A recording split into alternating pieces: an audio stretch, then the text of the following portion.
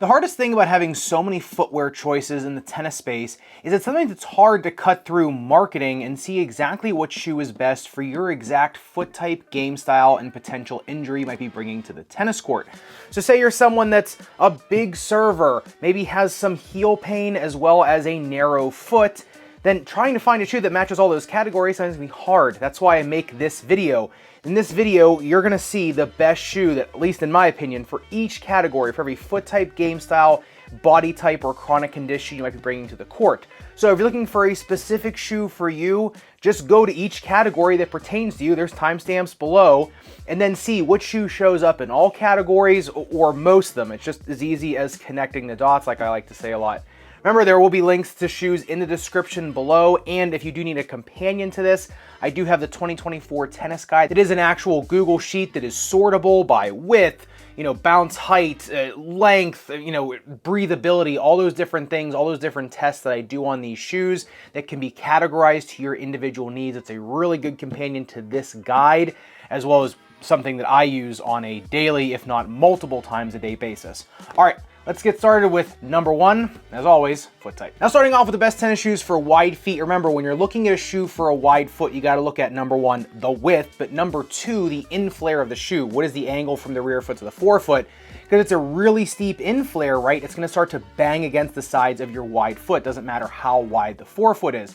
So really, the best shoes for this, anything in the New Balance 2E category, 2E meaning wide for men, and then anything above a B for women would be a 2E. Now remember, if you're a woman, want a wide foot shoe and want a little bit more variety, you can always get the standard men's size. Conversely, if you're a narrow foot, for men, you'd get the women's standard size. That's a good way to really expand your horizons of shoes, because really then a lot of other shoes really in the more medium category then all of a sudden become wide and narrow conversely. Like I said, best shoe for this still Diadora Blue Shield Torneo 2. The last number one is a little bit wider, as well as it's not super inflared. And conversely, if you're a narrow-footed person, you don't want to be sliding around in a shoe all the time, giving yourself bloody toenails, blisters, or bruising bones in your foot. Right now, the Yonex Fusion Rev, probably the most narrow shoe on the market. It's also got some of the most bulky materials in the medial and lateral side of the shoe. They really help harness those narrow feet. Now, conversely, if you're a wide foot person, that's not great. But right now, the Yonex Fusion Rev 5 is probably the best shoe, in my opinion, for a narrow-footed person in terms of both fit as well as performance. And if you've had your foot measured and you're just pretty true right down the middle, kind of right in the center of that bell curve in terms of your foot width, and really, most shoes on the list are going to fit you pretty well. Any really narrow shoe, maybe in its true size, if you really want to try to break it in, or a half size up is going to be fine. Any wider fitting shoe, as long as you're not a super long-toed or long-footed person, will be fine either at its standard size with a thicker sock or down a half size. Really, if you're a true width person, the world is your oyster really in terms of tennis shoes, because you can kind of get most of them to fit just by, little augmentations here or there. But if you're a tennis player with high arches, especially if you play on hard courts, which is one of the more devastating court surfaces for a high arch player, remember, you're gonna be putting a ton of shock through the ball of your foot and the heel. So you need a shoe that has a lot of forgiveness in those areas. My favorite still is the Diadora Blue Shield line, just because it's got the blue shield in the forefoot, not necessarily for the foam structure, but for the design of the foam with all these little plugs in it that really help disperse weight in the forefoot. Remember, people with the high arch feet also need a shoe that has the vamp or the tongue of the shoe, right? The top part of the shoe to be a little bit more forgiving so the laces aren't digging into the top of their foot too. So those are all really important aspects of finding a shoe if you are a higher arch player. But if you're somebody with a flat arch, right, your foot pancakes, you need something on the inside of that shoe that's gonna resist all those pronatory forces so you're not pummeling into the ground. Right now, the Asics Gel Resolution 9 with its truss system, still probably the best shoe out there for that. However, the K-Swiss Hypercourt Supreme 2 was a super surprising pickup for me for that, just because coming from the Supreme, the original to this one, I really felt like there's a little bit better feeling in the arch, that cradling. Maybe it's the foam structure, maybe it's the shank, probably a combination of all of them, also the last of the shoe and the shape. So remember, when you're looking for a shoe for a flat arch, a lot of the shoes that are good for high arches, yeah, they're good for flat arches because, yeah, they have good shock absorption for those high arches, but they also have enough density and enough support for a flat arch. But remember, Not all shoes that are good for high arches are good for flat feet. You got to look for that medial stability. And in the next section, we look for shoes that are good for orthotics and braces. Those are also all very good pickups if you are augmenting yourself. And once again, if you're someone that is just pretty neutral, right, you don't really have any problems with overpronation, or you don't have that rock hard, super loud footstep that people that have high arch feet do, and really anything just in the true width section too, really any neutral type shoe is going to be fine. And really, like I said, the world is your oyster. You can really pick from any category you would like as long as the shoe is comfortable for you. But like I was just talking about, if you're someone that does wear orthotics or braces all the time on court, you need a shoe that can actually hold that orthotic or brace in the shoe, but it has enough room in the shoe that you don't have to keep going up sizes to do that, and will lock it down. Once again, the Mizuno Wave and Force Tour with the double heel counter, it is the best shoe for this. It's coincidentally also the best shoe for a narrow heel, so if you're trying to lock your heel into the shoe a little bit better. Really anything that has a lot of bunting or padding around the ankle collar, maybe a little bit more of a mid like a Coco CG1 as well, are really great options for those type of players. All right, with your foot shape taken care of, let's get on to number 2, game style. And this first category, I actually made mention of it in my basketball shoe guide too, but it was a request from a subscriber in the tennis space that wanted a shoe for best shoe for multiple matches or multiple practices in a day. I thought this was a really good category to explore. Really, the best shoes for this, a lot of them can be found in the high arched category, but it's got to be a shoe that does not constrict the foot too much, a shoe that breathes, at least decently well, and something that has resilient enough foam in it that, you can put it on multiple times in a day and you're just not screaming every time you got to put your tennis shoes back on. And to me right now, the best shoe I found for this, and honestly, it hit me in the face as soon as I had them on for more than a couple hours, was the K-Swiss Hypercourt Supreme 2. That shoe was comfortable enough, resilient enough, and easy enough to just get back on and off. I didn't feel like I just wanted to just cry every time I had to go put it back on when reviewing it after a couple hours on court. Those shoes, especially coming from the ones, which they were okay, but to me, they weren't anything super special. The Supremes really, with the foam structure, that dual foam structure in it, really kind of found their way to me to be some of the most resilient shoes for having to do battle multiple times a day. And if you're someone that serves and volleys a lot, right, you're trying to get from north to south very quick. That also means that you're doing a lot of, big serving, right? You're really reaching up for that serve, and then that first step coming down, right, you are moving to net. So for that, the Babolat Jet Mach 3, I think, is one of the best shoes that combines the easy serving, right? So you're serving, just really reaching for that serve so many times, and then really taking that big first step to the net. That shoe is one of the best ones that kind of keeps your feet pretty fresh, but also has enough spring in it to get you to the net, and your legs not feeling like they're jello right after a couple hours of doing that. Also because the flange is so sharp on there, if you are kind of digging down for low volleys, right, they stay nice and stable, but because of the shank and the foam structure of them, how it's so resilient, you can pop up from that first low volley, potentially get yourself back in a good position. If you're someone that's concerned about the shoe's performance when sliding on a hard court, honestly, I've gone back and forth between the ASICS Gel Resolution 9, the Court FF3, sometimes in the Nike Vapor 11.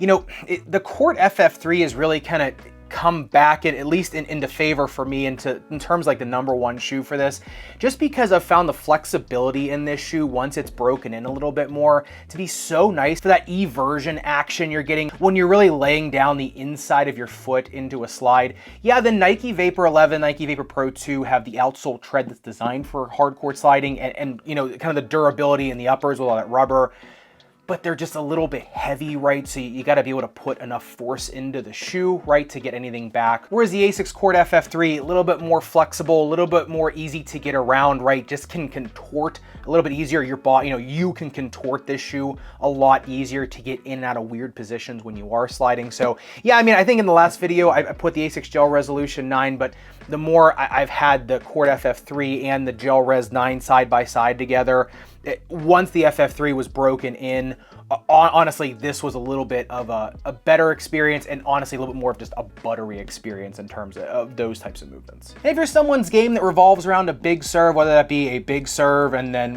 retreat and play, defense like I see a lot of people do these days, or a big serve +1, really where you're trying to end the point in just, 1 or 2 strokes. Once again, the Babolat Jet Mach 3 really is a great shoe for just really trying to put as much as you possibly can into your serve. #1, because of so much stability when you're coming back down. So you don't have to worry about that landing, right? Because when you're landing on a tennis serve, it's all that shock on one leg. And to me, it's the resilience of the midsole foam structure, but also the fact that you're getting enough pop out of it, but also enough forgiveness. Now, if you're someone that only cares about shock absorption coming back down, then yeah, maybe the Diadora Blue Shield Torneo 2 is a really good option for you, but in terms of popping up off the ground, that shoe isn't the best on the list. So it really depends on what you want, right? Do you want the assist when you're popping up and the shock absorption coming back down, as well as the, the stability to get yourself in position for that next shot? Or do you really only care about shock absorption? If you really only care about shock absorption, you can pretty much just look at all the shoes that are best for either ball of foot pain or best for a high arched foot. But if you really want that combination, this is the list. In this next category, I kind of, switched a little bit just from baseline grinders to more baseline grinders, but more retrievers, right? Like you are someone that just tracks down a ton of balls. To me, still the Mizuno Wave and Force Tour is the best for this because it's comfortable enough for super long rallies, right? Typically, if you're more of a retrieving type game style, you're maybe playing a little bit far back, you're giving yourself enough time to get to the ball, so you don't need something like the Lacoste AG-LT 23 Ultra, right, in the violent fast speed. You can get something maybe a little more comfortable, just giving you a little bit more resilience for those super long rallies, because I know as someone in college who would start to play retrieving game styles, when I'd play people a lot better than me and I'd just try to rely on my speed more and just kind of my, ability to get balls back, that was the kind of shoe I kind of wish I would have for those types of matches. But like I was saying, if all you really care about is speed though, you just want the fastest shoe from point A to point B, still the Lacoste AG-LT 23 Ultra,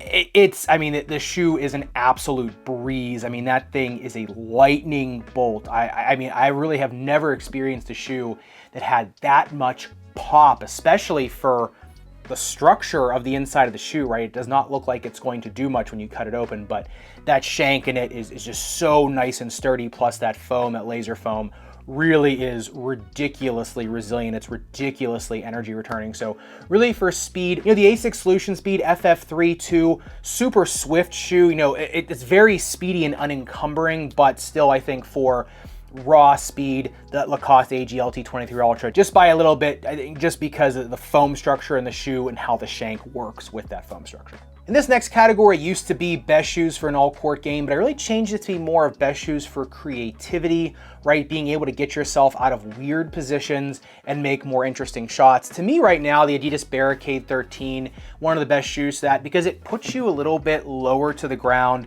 It's got enough tread here on the uppers of the shoe, so if you're everted, right, and you're trying to, get your way out of positions, or like me, I always find myself sliding my foot in and out of weird positions. It's kind of like a weird habit I have. Plus the truss system on the bottom of it really does, resist a lot of those torsional or shear forces when you are trying to, kind of do some weird things or push off of awkward positions. This shoe can kind of almost assist in not straining your foot when trying to do that. So really this one, obviously there are others on this list, but the Barricade 13 to me was one of the ones that I felt lowest to the ground in, but also wasn't allowing my foot just to push into the ground into oblivion. And if you're looking for one shoe to play on clay as well as hard courts on, remember clay shoes are going to dig into a hard court a little bit more. They're also going to wear down a little bit faster usually. And if you're trying to slide on those clay shoes, you could really be in for some major knee issues. Right now, the Nike Clay Breaker outsole to me is kind of the best mixture of having the Nike rubber that's a little bit more, resilient for hard courts be put on a clay court shoe, plus their clay treads are not super deep, so you're not going to be getting into you're just like suction cupping onto the hard court. So to me, the Nike Vapor Pro 2 Clay, still probably the best one for multiple surfaces, but the Adidas Barricade 13, just in its all court tread, actually is pretty decent on clay courts too. So really both of those shoes to me are the best ones that transfer from surface to surface. If you're someone that plays mostly on carpet or grass, especially on grass, you can't have a shoe with herringbone where it's too shallow, right? Or it just won't interact with the blades of grass. Carpet may be a little bit of a different story, but depending on the sand content too, you're gonna need something that's gonna grab into that. Right now, I have found that the Yonex Eclipsean 5 Clay, because it actually has nubs in it too, as well as these little ellipses there, has been the best shoe for, number one, either super sandy carpet courts or a little bit slicker grass courts. This shoe to me really spans the gap between clay, grass, and carpet. So if you're someone that plays on all surfaces besides a hard court, this is probably your shoe in terms of all those surfaces. It's just that, yeah, the Eclipsean 5's hard court shoe, much better than this for actual hard courts. And if you're looking for the best tennis shoes for pickleball, honestly, right now, it's kind of a mixture of tennis shoes as well as basketball shoes. And there are some pickleball companies coming up in the market that are starting to make some pretty darn good shoes that are good for pickleball, but as well as, they're good for tennis too. So if you want to check out my favorite shoes for pickleball, I will leave that video linked in the description, which kind of gets into the reasoning why, because it's a little bit bigger of a topic than this video can really contain. But no matter what you're doing on court, if all you're looking for is durability, honestly, right now, the ASICS Gel Resolution 9 still probably the best shoe out there, at least in my opinion. ASICS Flight Foam #1 is a super resilient foam, but #2, ASICS Rubber is also very resilient. So I'd say the Gel Resolution 9, the Court FF3, two of the more durable shoes out there. Obviously the Diadora Blue Shield 2002 is also a super good pickup. Also, if you're looking for sliding resistance, Nike Vapor Pro 2 and Nike Vapor 11 are very good. Just remember, those shoes kind of come pre-packaged for sliding and for those types of movements. So if you're looking for grip on slippery courts, right, then you probably want to go with the ASICS first. Whereas you're just looking for sliding and you don't care about anything else, that's when I think you can start going and looking into that Nike Vapor Pro 2 and Vapor 11 category. With that being said, let's get into the third category, which is injuries, body type, and chronic conditions. Now, the most common ailment I get asked about is heel pain, whether that be plantar fasciitis, bursitis, Achilles tendinitis, Haglund's deformity, really anything in and around the heel. To me, I know they look like dad shoes, but the New Balance 1007, this is the greatest shoe for heel pain I've seen in quite a long time. I mean, there's a lot of good shoes for heel pain out there. The Mizuno Wave and Force Tour also probably maybe edges this thing out a little bit still just because of the ankle color. This one's a little bit lower, but the Fresh Foam X in the 1007 as well as the CT Rally is just such a dream in terms of actual midsole foam. So, in terms of heel pain, you got to look at, is it plantar fasciitis? Is it bursitis, right? So that means you got to get a diagnosis first. So if you're looking at stuff on the bottom of your foot, right, you need a shoe that has a heel counter that is going to cradle your heel, enough padding around it so there's not a lot of toggling and micro motion, but also a supportive enough base, right, that it's not super rock hard, but it's not, pushing through it into oblivion either. So that's why a lot of the best shoes for orthotics and braces, also the best shoes for heel pain. Now, if you're somebody with Achilles pain, you really have to, and I talked about this in the basketball shoe video too, you gotta figure out, is it Achilles pain? Is it insertional pain, right, where the tendon actually hits the bone and you're getting little chunks of calcific tendinosis there? Or are you getting an actual bump of bone like a Haglund's deformity? Because those bumps you can see on the back of your heel, sometimes it's bursitis, swelling, it's calcific tendinosis, or it's a physical bump of bone. So you gotta see where that bump is, right? If you're just trying to, offload a bump, and then look at the shoe where I cut it open and see where the padding is that'll match up with that bump of bone. Sometimes you actually have to take a picture of the side of your foot and then, look at it against the shoes that I do on these videos and look at it against the side profile of the shoe. So really, no two heel pains are alike. Some people can get a multitude of different types of pains in their heel, Achilles, plantar fasciitis, bursitis, all these other things. So you really have to see, number one, does the shoe protect the heel in terms of micro motion, toggling, shear, that stuff? But also, where does the padding and the heel counter line up? So you're not putting the most unforgiving part of the shoe on the biggest hot spot on your foot. But if heel pain is the #1 thing people always ask me about, #2 is always ankle spraining, and still Diadora Blue Shield 2002 is still a fantastic pickup for this, especially just because of the shape of the forefoot and how just rock solid the stable base is on these. Remember, if you are a tennis player, ankle spraining is probably going to be #1 on the list of issues, I think, coming up pretty soon as juniors and as people just start to try to slide on hard courts more. And if you've tried to slide on a hard court and you're just not a natural hard court slider, you'll notice you start to dig in at a point, and if you've got enough, body mass on top of you like I do, a lot of times you start wanting to tip over laterally. So I think it's a product of how the modern game is why ankle spraining is starting to almost catch up to heel pain in terms of complaints that I see. But just remember, play the style of game that is comfortable for you and that you have command over. Don't just try to emulate somebody you see on TV because you think that's what you should be doing, because that is, like I said, what I've been seeing people get into the most trouble with recently. Now, if you're someone that's really having issues with arch strain, arch pain, right, you just have a really hypermobile flat foot, or you got a lot of tendinitis issues, which is a lot of those straining issues, still the ASICS Gel Resolution 9 is probably the best shoe out there right now I've seen for this.